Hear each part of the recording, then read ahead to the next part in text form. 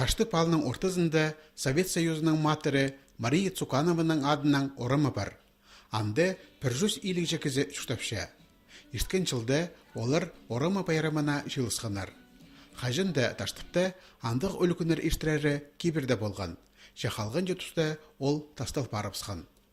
Амды алдағы инициатива аттық бос ұстаныс бірігізі оларыны жүктісті қати орнықтырып бастапсты.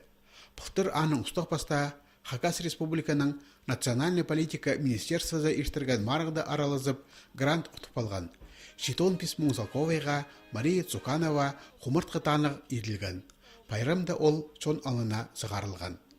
Мария Цуканова таштыпты 1930 жылырда шуқтан. Орындағы школада көрінген.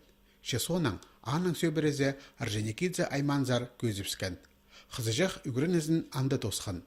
Жазы шеткенде шет қыз поскөңненің армия барыпсқан. Өнететін курстар иштібізіп, талай пехотазында сан инструктор болып служба ишткен.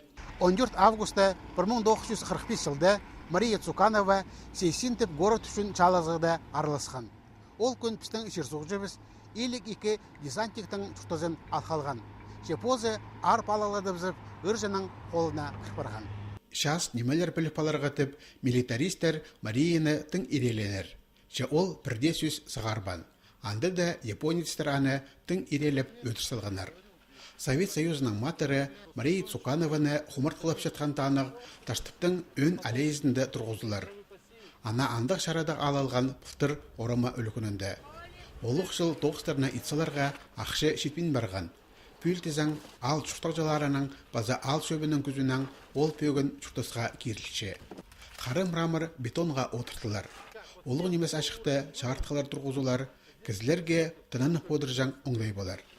Бүдірік қажан тозыларын азнады шоқтерға сетік. Таштыпты ұда наңмыр шапарыпсы. Анзы тоғысқа тың қарық. 14 сентябрьде Мария Цуканованың түрен күні. Ол тұсқа тоғысылар құмыртқы болыңызды қайдида демге сығарсаларға күстенерлер. Бұ қалейді 2 жылмының алында ал шөбі олығын емес фонтан пөтірсалған. Амды ол шұқтағжыларының ең жатқан орынарының бірсе. Матыр шер соғжыпсыға тұрғызыл жатқан құмыртқы тас аның жазылған оңдайын ұзырыдып, таштыптың базы бір танығылы орыны бол барар.